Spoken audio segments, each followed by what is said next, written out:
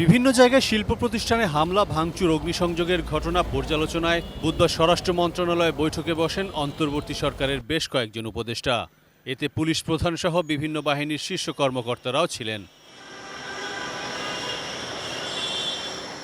বৈঠক শেষে স্থানীয় সরকার উপদেষ্টা এএফ হাসান আরিফ জানান, শ্রমিক আন্দোলনের নামে অপকর্ম চালানো বহিরাগতদের মোকাবেলায় কঠোর ব্যবস্থা নেওয়ার সিদ্ধান্ত হয়েছে।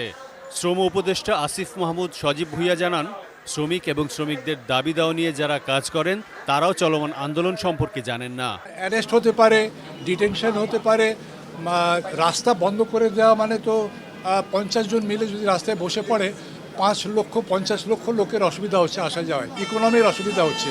তাদেরকে সরানোর জন্য যদি আমাদের ফোর্স ব্যবহার করতে হয়, লাঠিচার্জ করতে হয়, জলকামান ব্যবহার করতে হয়, আমরা করব। জুট ব্যবসা নিয়ে সন্ত্রাস করছে সেখানে, এবং যারা বিভিন্ন আওয়ামী লীগের লোকেরা যেই সিন্ডিকেটগুলো সামলাতো তারা তো সেগুলো ছেড়ে চলে গেছে। এখন যারা দখলের পায়তারা করছে এবং এসে সেখানে সন্ত্রাস করছে তাদেরকে, এবং যারা বহিরাগত আছে তাদের বিরুদ্ধে সরকার কঠোর ব্যবস্থা নেবে। চলমান যৌথ অভিযানে যাদের কাছে কোনো ধরনের অবৈধ অস্ত্র পাওয়া যাবে তাদের বিরুদ্ধে আইনগত ব্যবস্থা নেওয়া হবে বলে জানিয়েছেন উপদেষ্টারা। পুলিশ প্রধান জানান, নির্দিষ্ট সময়ের মধ্যে বৈধ যে অস্ত্র জমা পড়েনি সেগুলো এখন অবৈধ হয়ে গেছে। অনেক অস্ত্রের কারণে সন্ত্রাসী কার্যকলাপ হচ্ছে, ইত্যাদি হচ্ছে। সুতরাং অস্ত্র উদ্ধার হচ্ছে 1 নম্বর। 2 নম্বর হচ্ছে যে যাদের কাছ থেকে অস্ত্র উদ্ধার হচ্ছে তাদের কেউ এই আইনের আওতায় নিয়ে আসা।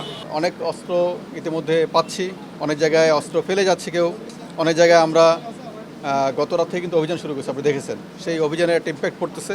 আমরা আশা করি যে একটা ভালো ফলাফল আমরা দিতে পারবো। এবং অবৈধ অস্ত্র, আর তৃতীয়ত যে অস্ত্রটা একেবারে অবৈধ, 3 রকম। একটা হচ্ছে যে আমাদের যেটা লুট হয়ে গেছে, দ্বিতীয়ত আমাদের লাইসেন্সকৃত অস্ত্র কিন্তু সেটাও মানে এখন অভিযানে আওতায় আসছে, আর তৃতীয়ত সম্পূর্ণ অবৈধ অস্ত্র।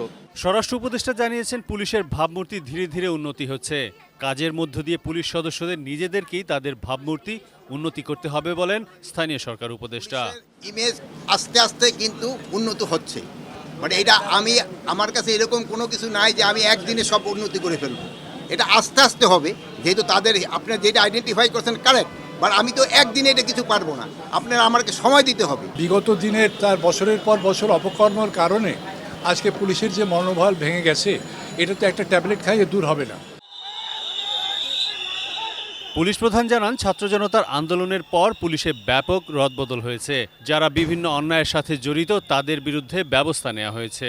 থানাসহ ক্ষতিগ্রস্ত স্থাপনা মেরামত করে আগের অবস্থায় যেতে কিছুটা সময় লাগবে।